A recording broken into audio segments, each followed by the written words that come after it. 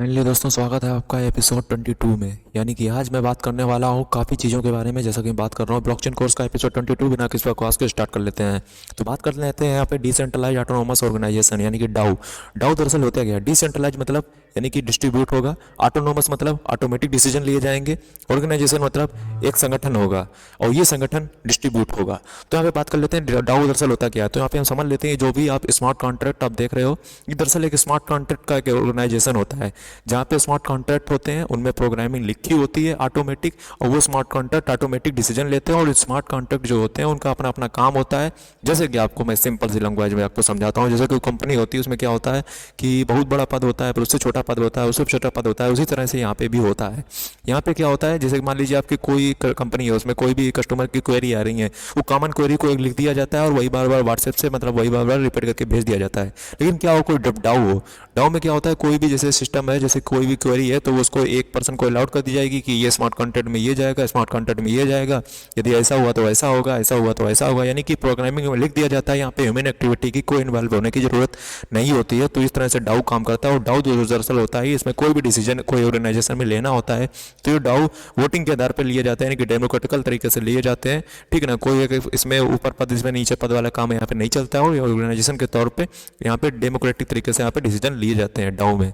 और ये smart contract होता है, ये ऑटोमेटिक डिसीजन ले लेता है क्योंकि इसमें प्रोग्रामिंग के जरिए पहले ही लिखा जा चुका है। इसका एग्जांपल आप ऐसे समझ लीजिए, मान लीजिए कोई यदि यहाँ पे कोई पद की शपथ लेता है तो उसको यहाँ पे जो भी शपथ में पत्र में लिखा होता है उसको स्मार्ट कॉन्ट्रैक्ट में लिख दीजिए, वो ऑटोमेटिक स्मार्ट कॉन्ट्रैक्ट उस तरीके से काम करेगा।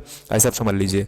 चलिए नेक्स्ट की बात कर लेते हैं। यहाँ पे नेक्स्ट की बात करते हैं कि डाउ और ट्रेडिशनल ऑर्गेनाइजेशन में यहाँ पे फर्क क्या है। तो ट्रेडिशनल ऑर्गेनाइजेशन और डाउ में फर्क इस तरह है कि डाउ जो है वो डेमोक्रेटिक तरीके से काम करता है, यानी लोकतांत्रिक तरीके से, यानी कि वोटिंग के जरिए।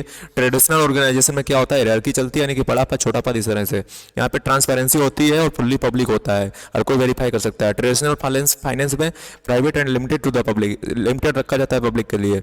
डाउ में क्या होता है, वोटिंग होती है, वो भी काउंट जो होती है वो ऑटोमेटिक होती है, जबकि ट्रेडिशनल फाइनेंस में वोटिंग में चीटिंग भी हो सकती है, मैनुअली काउंटिंग होती है। डाउ में क्या होता है, वोटिंग रिक्वायर्ड होती है, जबकि ट्रेडिशनल ऑर्गेनाइजेशन वोटिंग हो भी सकती है, नहीं हो सकती है। मोस्टली देखा जाता है नहीं होती है, पद के आधार पर लिया जाता है। डाउ पे देखा जाए तो यहाँ पे सर्विस जो है वो ऑटोमेटिक हैंडल की जाती है। स्मार्ट कॉन्ट्रैक्ट में इफ एल्स के तरीके से लिख दिया जाता है, ऐसा हुआ तो ऐसा होगा, ऑटोमेटिक वहाँ पे डिसीजन ले लेता है स्मार्ट कॉन्ट्रैक्ट। जबकि ट्रेडिशनल फाइनेंस में यहाँ पे ह्यूमन एक्टिविटी के इन्वॉल्व होने की जरूरत यहाँ पे पड़ती है और कंट्रोल ऑटोनोमेशन नहीं रहता है और सेंट्रली यहाँ पे ऑटोनोमेशन चलता है। यहाँ पे बात करते हैं डाउ के दरअसल यूज क्या है। डाउ के दरअसल यूज यदि करना चाहो तो बहुत कुछ हो सकते हैं।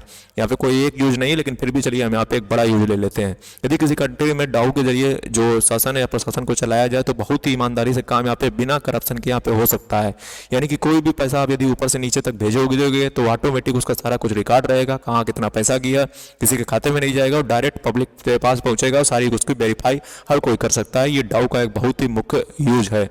ठीक है ना, इसमें यदि जो चीज़ें शपथ दिलाकर किसी व्यक्ति को शपथ ना दिला करके यदि डाउ में वही चीज़ लिख दी जाए तो डाउ ऑटोमेटिक उस तरीके से काम करेगा जिस तरह से एक आम आदमी नहीं कर सकता है, उसमें करप्शन में इन्वॉल्व होने की रहती है। तो नेक्स्ट की बात करते हैं। यहाँ पे डाउ अटैक किया था और ये क्यों हुआ था। दरअसल ये जर्मन का एक तरीके से आप मान लीजिए। ठीक है, तो डाउ ये एक ग्रुप ऑफ मतलब इसमें जो वेंचर्स कैपिटल है इसके जरिए जो इन्वेस्टमेंट होते हैं उसमें इन्वेस्ट कर सकते हैं। तो उस समय क्या था, जैसे पब्लिक मान लीजिए इसमें वेंचर्स कैपिटल जिनके पास बड़ा बड़ा पैसा होता है तो वो क्या करते थे, द डाउ एक ऑर्गेनाइजेशन था उस समय का।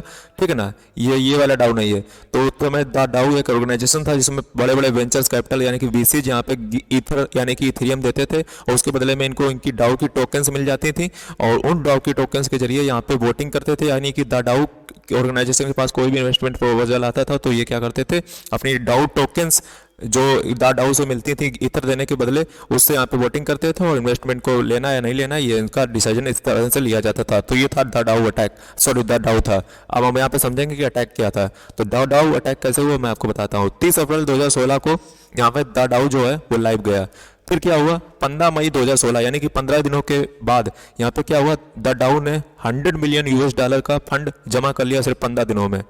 फिर आई एक महीने बाद 16 जून को क्या हुआ, द डाउ पे अटैक हो गया। अटैक कैसे हो गया, अटैक ऐसे हुआ कि स्मार्ट कॉन्ट्रैक्ट, जैसा कि मैंने आपको एपिसोड 3 और 4 में बताया था जब स्मार्ट कॉन्ट्रैक्ट वाला कि हैकर कैसे एक स्मार्ट कॉन्ट्रैक्ट को हैक करते हैं। दरअसल आजकल आप देखते होंगे कई सारे ये चीज़ हैक होगी वो हैक होगी, दरअसल वो हैक होता है स्मार्ट कॉन्ट्रैक्ट। वो लोग सही से स्टैटिक द्वारा ऑडिट नहीं कराते हैं, अपने स्मार्ट कॉन्ट्रैक्ट को चेक नहीं कराते हैं। यदि उसमें स्मार्ट कॉन्ट्रैक्ट की खामियों के चलते हुए ही किसी भी प्रोजेक्ट को आप हैक कर सकते हो। तो यही चीज द डाउ में भी देखने को मिली।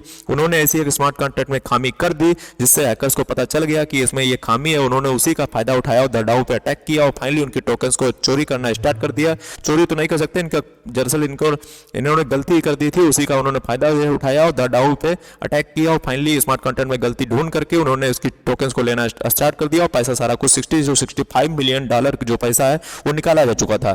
फाइनली आप कम्युनिटी को यहाँ पे डिसीजन लेना था, तो इन्होंने कंप्यूटर डिसीजन लिया कि इस अटैक को यहाँ पे काउंटर करेंगे और फाइनली यहाँ पे डिसीजन लिया गया 20 जुलाई 2016 को यहाँ पे हार्ड फोक हुआ और जिसके जरिए यहाँ पे क्या हुआ, ये जो कम्युनिटी थी इथेरियम की ये दो भागों में डिवाइड हो गई। 20 जुलाई 2016 के दिन याद रखिए ये हार्ड फोक का था। आप समझ लीजिए हार्ड फोक होता क्या है। दरअसल इसमें क्या होता है, दो कम्युनिटी में डिवाइड हो जाती है एक कम्युनिटी।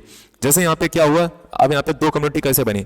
एक जो पहले कम्युनिटी थी वो सोच रही थी, कह रही थी कि हम इसका, इन्होंने क्या कहा कि हम स्मार्ट कंटेंट, अब जो कि स्मार्ट कंटेंट में खामी हुई है तो स्मार्ट कंटेंट को चेंज करना पड़ेगा, यानी कि अपग्रेड करना पड़ेगा। और जब स्मार्ट कंटेंट में चेंज किया जाता है तो फिर अलग से ब्लॉकचेन बनेगी।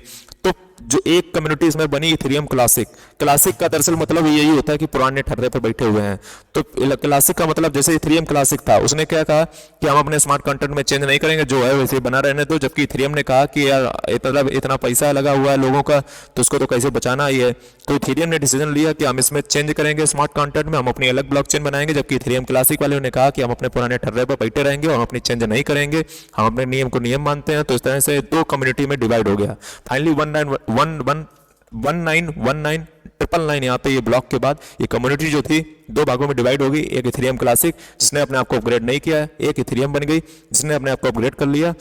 अब यहाँ पे नेक्स्ट बात करते हैं ये हार्ड फोक दरअसल होता क्या है। इसमें क्या होता है, सॉफ्टवेयर में इंप्लीमेंट किए जाते हैं और प्रोटोकॉल में पूरा चेंज करके उसको अपग्रेड कर दिया जाता है। जब कभी ये अपग्रेड होता है तो उसमें जो पिछले ट्रांजेक्शन होते हैं उससे कोई मतलब नहीं हो जाता और नई ब्लॉकचेन बनती है और नए ट्रांजेक्शन वहाँ पर रिकॉर्ड होने स्टार्ट हो जाते हैं। और जो यूजर जिस कम्युनिटी में रहना चाहते हैं वो उसमें डिवाइड हो सकते हैं। However those users who retain the old software, ये देखिए डिसीजन जो होता है वोटिंग के आधार पर लिया जाता है और वोटिंग के आधार पर जो वोटिंग जिस कम्युनिटी के पक्ष में करते हैं उसमें उनका ट्रांजैक्शन चला जाता है, ठीक है ना। जो नया ब्लॉकचेन बनेगा वो अपने नए ट्रांजैक्शन अगेन गिनेगा। However those users who retain the old software continue to process transaction. तो नेक्स्ट की बात कर लेते हैं। यहाँ पे हार्ड फोक दरअसल ये इसी में नहीं हुआ था, नए इसमें एक चीज में और हार्ड फोक दरअसल हुआ था। ये बात है अगस्त 2017 की। हमने आपको भी इसी के पिछले 2-3 वीडियो में शायद मैंने आपको बताया था कि जो सिगबिट वाला पार्ट था, एक इसमें बिटकॉइन में भी यही हुआ था। बिटकॉइन में क्या था कि 1 MB से बिटकॉइन में क्या था, उस समय दो कम्युनिटी बन चुकी थी बिटकॉइन में भी। अगस्त 2017 की बात है, ठीक है ना, अगस्त 2017 की बात है। जब क्या हुआ कि बिटकॉइन में क्या गया कि बिटकॉइन का जो ब्लॉक का साइज है 1 MB से बढ़ा करके 8 MB कर दिया जाए। ये किसने कहा, ये कहा बिटकॉइन कैश ने। जबकि एक दूसरी कम्युनिटी थी यानी कि बिटकॉइन वाली, जो रियल बिटकॉइन वाली, उसने कहा कि 1 MB से 8 MB ना करो, ये सिगमिट वाला जो पार्ट है उसको यहाँ से हटा दो। सिगमिट वाले में क्या होता था, सिग्नेचर पब्लिक की थी, जो उसको वजन ज्यादा पड़ रहा था ब्लॉक में, तो उन्होंने क्या किया, इसको पार्ट को हटा करके उसको अलग से हम भेजेंगे। ये हमने 2-3 पिछले वीडियो में बताया हुआ है। तो उसमें क्या हुआ, तो बिटकॉइन ने एक डिसीजन लिया कि सेगमेंट वाले पार्ट को हम हटा देंगे, जबकि बिटकॉइन कैश वाले ने डिसीजन लिया कि हम अपने ब्लॉक की साइज 1 MB से 8 MB करेंगे।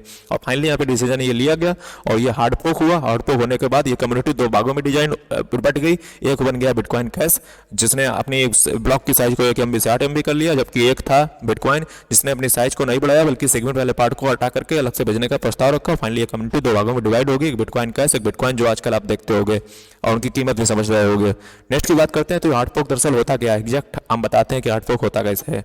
तो यहाँ पे हमने ये चार्ट आपके सामने ओपन कर लिया है। तो मैक्सिमम ब्लॉक साइज है वो 8 MB होनी चाहिए, नोट ऊपर लिखा हुआ है।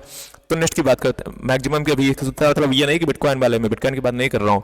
तो इसमें होता क्या है, जैसे मान लीजिए मैंने यहाँ पे दो हेडिंग लगाई है, हैव नॉट अपग्रेडेड जिन्होंने अपने आप को नहीं बदला, और नीचे क्या है, हैव अपग्रेडेड जिन्होंने अपने आप को बदल लिया। और बदला किसने, बिटकॉइन कैश वाले ने अपने आप को बदला कि हम 8 MB अपनी साइज रखेंगे। तो उसमें पहला ब्लॉक माइन हुआ किसी समय में, बिटकॉइन वाले रियल बिटकॉइन ने अपना पहला ब्लॉक माइन किया 1 MB का, ठीक है ना। दूसरा ब्लॉक माइन किया 0.8 MB का, यानी कि 1 MB का ब्लॉक रखेंगे। बस इन्होंने सेगमेंट वाला पार्ट को हटा दिया, इनको अपग्रेड करने की जरूरत नहीं थी, बस इन्होंने सेगमेंट वाला पार्ट हटा दिया। जबकि बिटकॉइन कैश ने कहा हम 8 MB का अपना ब्लॉक माइन करेंगे। तो चूंकि ये ब्लॉक अब ज्यादा लगेंगे बिटकॉइन वाले, तो ये इनके ब्लॉक ज्यादा लगेंगे और बिटकॉइन कैश वाला ब्लॉक कम लगेंगे, क्योंकि इसमें एक ही में इतना ज्यादा ट्रांजेक्शन आ जाएंगे 8 MB में। तो यहाँ पे बिटकॉइन वाले ने पहला ब्लॉक माइन किया 1 MB का, 0.8 MB का। तीसरा ब्लॉक जब माइन हुआ तो फिर बिटकॉइन कैश वाले ने भी अपना ब्लॉक पहला माइन किया 8 MB का। तो भाई जैसे ही इन्होंने यहाँ पे 0.6 MB का माइन किया बिटकॉइन ने और बिटकॉइन कैश ने माइन किया 8 MB का अपना ब्लॉक, वैसे ही कम्युनिटी दो भागों में डिवाइड हो गई और यहीं से शुरुआत हो गई दो कम्युनिटी की, एक बट गई बिटकॉइन में, एक बट गई बिटकॉइन कैश में। तो यहाँ पे 0.6 MB से ये अलग ब्लॉकचेन बनना स्टार्ट हो जाएगी, 8 MB के ब्लॉक से यहाँ पे अलग ब्लॉकचेन बनना स्टार्ट हो जाएगी। तो एक बिटकॉइन आजकल आप देखते होगे, एक बिटकॉइन कैश देखते होगे, तो यही इसकी कहानी थी। और फोक क्यों हुआ बिटकॉइन में और क्यों हुआ इथेरियम में, ये भी आपने समझा। तो वीडियो यदि अच्छा लगा हो तो वीडियो को लाइक करें, चैनल को सब्सक्राइब करें और ऐसा कंटेंट जितना ज़्यादा हो शेयर करें और वीडियो को लाइक जरूर कर दें।